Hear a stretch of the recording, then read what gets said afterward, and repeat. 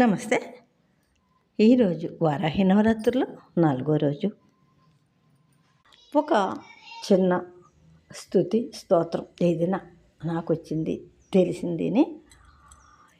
ఈ అష్టకం వినడానికి చాలా బాగుంటుందండి, గమ్మత్తుగా ఉంటుంది. కానీ ఇది శంకరాచార్యుల విరచితం అని కొందరంటారు, కవి కాళిదాసుదని కొందరంటారు. వినటానికి మాత్రం చాలా గమ్మత్తుగా చాలా బాగుంటుంది. చేటి భవన్నిఖిల కేటి కదంబ తరువాటి శునాకి పటిలి కోటేర చారుధర కోటి మణికిరణ కోటి కరంబిత పద. అట్టాటాలు వస్తూ ఒకే శ్లోకంలో ఇలాగే అన్నమాట అక్షరాలు ఆ పొందిక వినటానికి చాలా బాగుంటుందండి.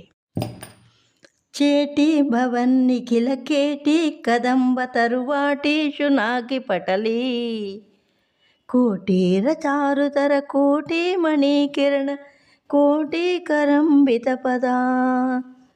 పాటీర గంధ కుచ సాటి కవిత్వ పరిపాటి మగాధిపసుత గోటి కులాదధిక దాటి ముదారముఖ వీటీర సేను తనుతాం. ద్వైపాయన ప్రభుతి సాపాయుధ త్రిదివ సోపాన ధూళి చరణ పాపాపహస్వమనుజాపాను లీలజన తాపాపనోదు నిపుణ నీ పాలయాసుర విధూపాలకాదురిత కూపాదు దంచుయతుమా